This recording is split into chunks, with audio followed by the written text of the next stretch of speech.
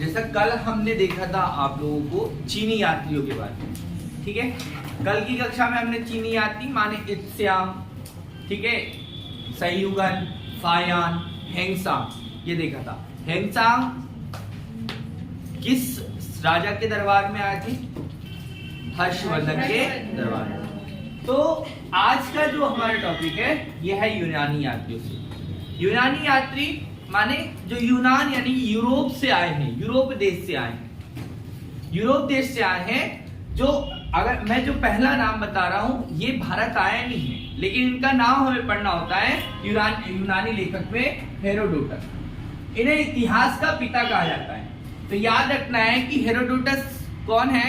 तो हेरोडोटस को इतिहास का पिता कहा जाता है। इन्होंने अपनी किताब लिखी है हिस्टोरिका। क्या नाम है उसका? हिस्टोरिका।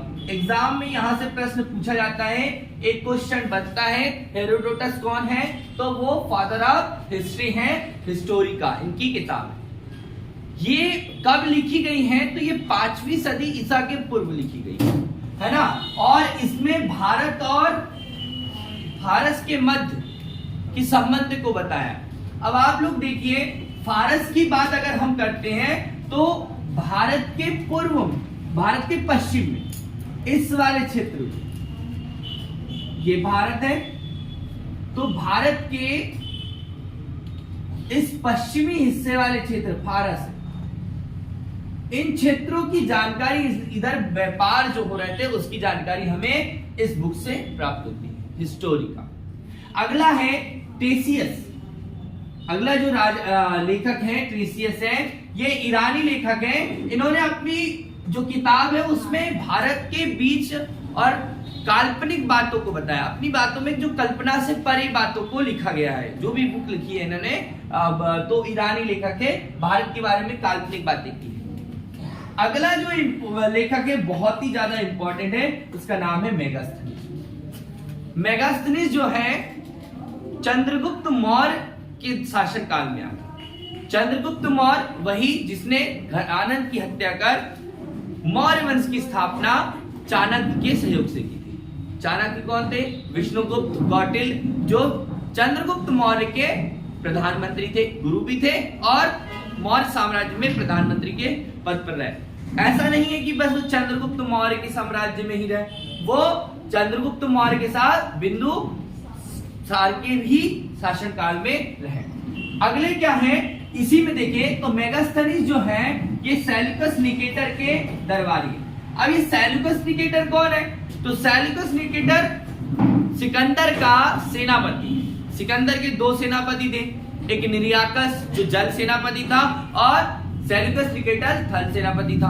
आपको बता दें कि सिकंदर जो है भारत विश्व विजेता अभियान लेकर निकला था। विश्व विजेता भारत के कुछ हिस्सों में, उत्तर पश्चिमी भारत, जैसे कि आप जानते हैं कि अब तक्षशिला और पूरा साम्राज्य को जीतने का प्रयास इसने किया था। आगे तो सेल्यूकस निकेटर अपने अगले अभियान के रूप में चंद्रगुप्त मौर्य से लड़े 305 ईसा के पूर्व। 305 ईसा के पूर्व चंद्रगुप्त मौर्य से सेल्यूकस निकेटर युद्ध करने आए। उनकी शांति वार्ता हुई जिसमें चंद्रगुप्त मौर्य को हेरात, कामरान, कांधार, ठीक है, और मकरान जैसे 4 क्षेत्र क्या हुए, दहेज स्वरूप अपनी पुत्री का विवाह हेलेना का विवाह के दौरान दिए। तो सेल्यूकस निकेटर का राजदूत बनकर कौन आया? मेगास्थनीज।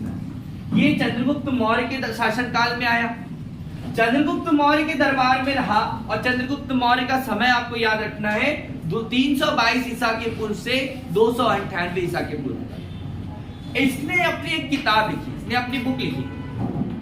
मेगास्थनीज की जो बुक है वो है इंडिका।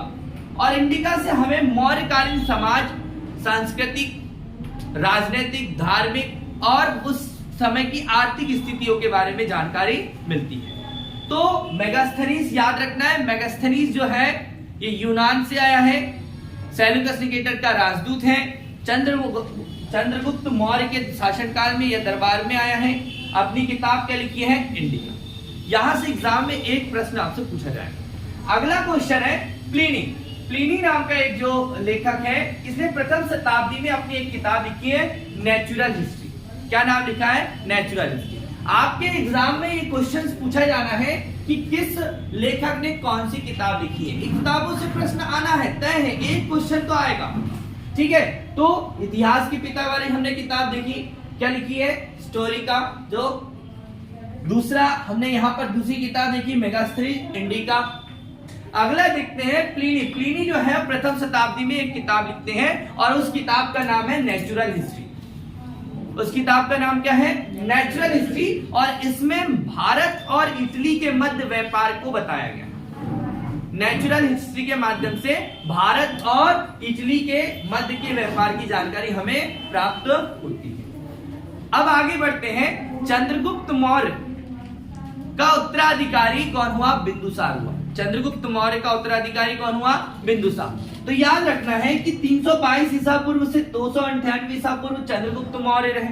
उसके बाद 298 ईसा पूर्व से 273 ईसा के पूर्व तक के जो शासक हुए, ये हुए आपके बिंदुसार। ठीक है, तो यहां पर आपको ध्यान रखना है कि जो शासक है मेगास्थनीज के दरबारी जो आए थे चंद्रगुप्त मौर्य के बाद, वहीं पर अगला जो है डाइमिकस आया है, सीरिया नरेश अंतिओकस का राजदूत बनके। किसके दरबार में? बिंदुसार के दरबार। तो यहां पर आपको ध्यान रखना है कि डाइमिकस जो है ये सीरिया नरेश अंतिओकस का राजदूत है और ये किसके साथ दरबार में आए हैं? ये दरबार है बिंदुसार।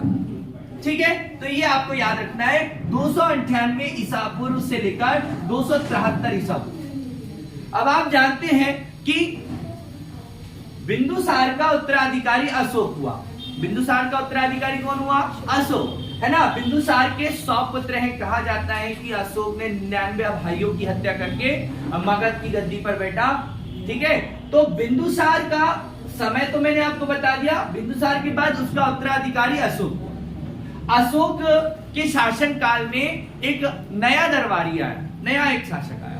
ठीक है, तो अशोक के दरबार में डायोनीसियस नाम का एक यात्री आया जो मिस्र सम्राट टॉलमी का राजदूत था। किसका? मिस्र सम्राट टॉलमी का राजदूत था। डायोनीसियस जो है अशोक के शासन काल में आया और अशोक जो है अपनी गद्दी पर अपने पिता की हत्या, मतलब पिता के बाद 273 ईसा पूर्व से वो 269 ईसा पूर्व तक के अपने 99 भाइयों की हत्या कर 269 ईसा के पूर्व राजगद्दी पर बैठा।